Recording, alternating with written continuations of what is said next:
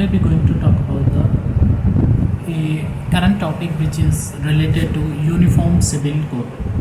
So we'll understand that what is Uniform Civil Code, what are the factors that can help to eliminate some of the problems that are existed in Indian society and as a political system, and what are the limitations of it. So we'll see it, and what is the way forward to implement it or seeing it. So first we start, what is Uniform Civil Code? Where it is written? It is under the Constitution, Article number 44. What it talks about? It talks about directive principles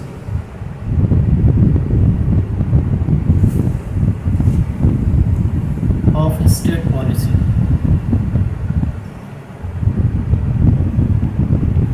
In short, they are called DPSPs.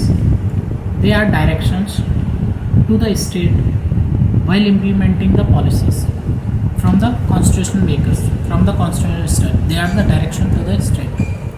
So what does the Article 44 says? Let's see. Let's see it. Look at the Article 44. What is it? The state shall endeavor to secure for citizen a uniform civil code throughout the territory of India.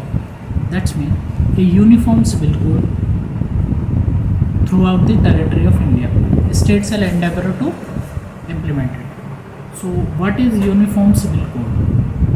Uniform means, as the name suggests, it would be same for all population, right? Regardless of their status, caste, religion, sex, and place of birth, something like that, right? So these are the set of laws in a civil or personal level that would be uniform to all citizens, like related to marriage, adoption, abortion, this what is called divorce, and something like that. In a criminal procedure, we already have a uniform civil code, right? So in case of civil, so what we have right now system, we have a right now personal laws. Personal laws, there are many laws. For the Hindus, it's different laws. For Muslim also, they are different.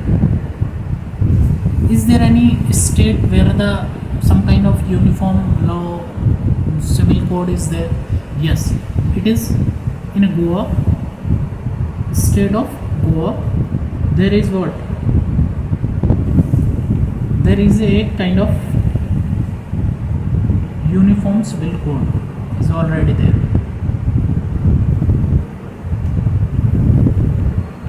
Why it is there? So answer lies in a history. What is history? So Goa was earlier a colony of what? Portuguese. So they implemented the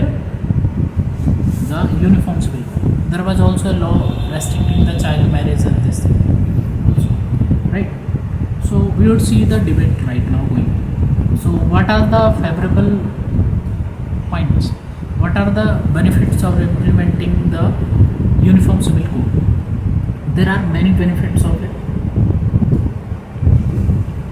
First, it gave a sense of what? Unity, right? Undermines the divergence on the class line and religion line, right? So there is a same set of rules which will be applying to the people, right? Regardless of this. That will simplify the process. Simplify the process, the laws. So you need only one kind of law, right? so you don't need a different kind of laws for the different communities, so it is very simple to implement them, right? So there is a less complexity, less process, it will take less time to implement it, right? So that will enhance the justice system, justice delivery system, because of the what complex system right now which is under the this thing.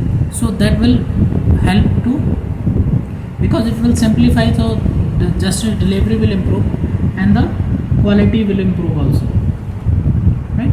So efficiency will improve and these things will improve much better, right? The fourth reason is it would be a disastrous for the communal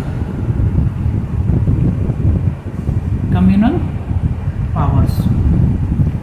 Those communalization that is based on the religion, because of their identity is established. Once those laws are not there, so the identity will get diluted. Because the identity will get diluted, so it would be disastrous for the communal power. Right? Those communal organizations which gain because of this communal bargaining, right? So it would. The fifth reason is what? It will give a sense of unity to the country, unify the country. It will. We have seen the judiciary point of view, at a political point of view also.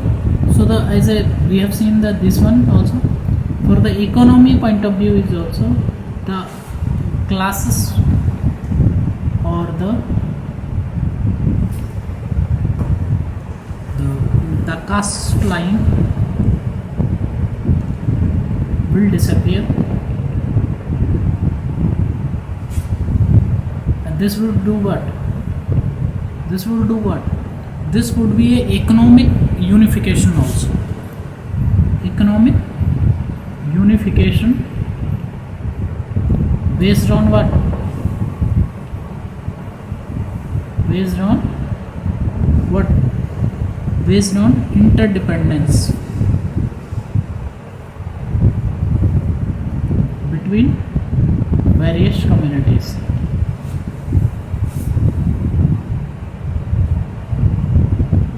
Right? So it will unify the country. There is no doubt about it. Right? They are this thing. Now, right now we will see the limitations of it. What are the limitations of it? There are many limitations. First of all, it may lead to what? Lead to marginalization of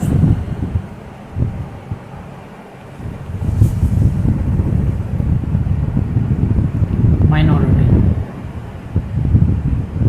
Right? It may marginalize the minorities because the majority decide in a democracy. Democracy is decided through the majority rule, and the majority's culture would be the culture of the whole part of the whole society. So there is a problem of majoritarianism, right? The next problem is the tribal cultures. If you see the most of the resistance which is coming from the minority community and the tribals also, because they have their own rituals and these things, rituals and rites, so they will get what? Diluted. So that is one problem. Like if you see in a Meghalaya, state of Meghalaya, there is a matriarchy. Matriarchy is there. So if you see that is going to be changed, because it's a normally a patriarchy, and in a uniform civil code in every sense there is a very possibility that it would be based on the equality position, right? So that would be changed. And the third limitation of it is the without consensus on community lines. It should not be done hurriedly. You have done just now the law commission report is given to us regarding the UCC, and you start implementing it. That is going to be a very big wrong message to the minority also, and a tribal community also. That's why we are seeing the resistance from them. So it must be some kind of consensus must be built before that. And limitation, one more limitation is that the economic and political, economic and social level of the country to implement the this thing. Because if you see most of the socialization, those conditions which is the, like the patriarchy and those survive because of the condition that is there, right? So that must not be done in a hurriedly manner. So there must be a wider consensus building must be done. So the way forward is what we will write the same way forward. You can write that much also, because you get only 250 words to write on that aspect. So you can write that thing only, right? So that's why we are not making it a big video or something like that, right? So what would be the way forward? The consensus must be built,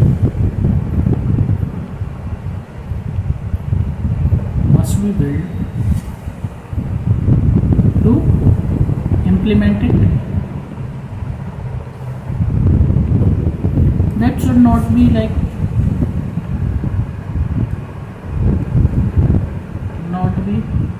imposed on minority.